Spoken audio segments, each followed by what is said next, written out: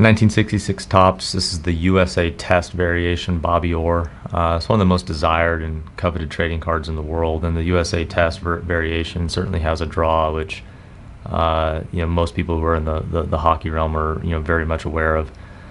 The issue does have its subtle variances from the main Topps production. Most notably, it's a much brighter surface, and then we have this telltale white stripe, which is indicative of all the USA Test issues. There's also an English-only reverse. This particular copy, it received our A IAPL designation, so above average. It's in the top 30%. It's an almost mint condition cardstock issue. It's not rare. I mean, it's not common, excuse me, to see it look quite this clean. The card looks kind of like it came out of a pack. What we have is a centering shift that keeps the card a 6.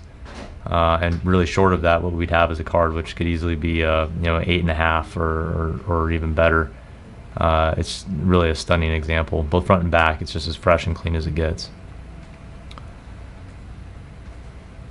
Zooming in on the details.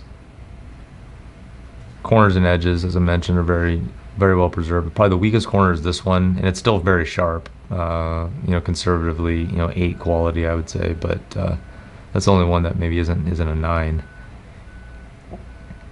And again, the edges are great. The print is virtually flawless.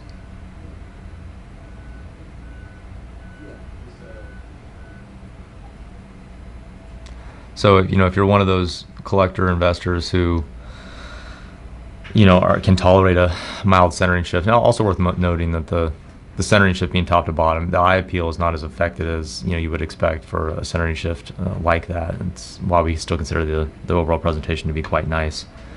But if you're someone who can tolerate a little bit of a centering shift from a aesthetics perspective, short of that, this card's a steal.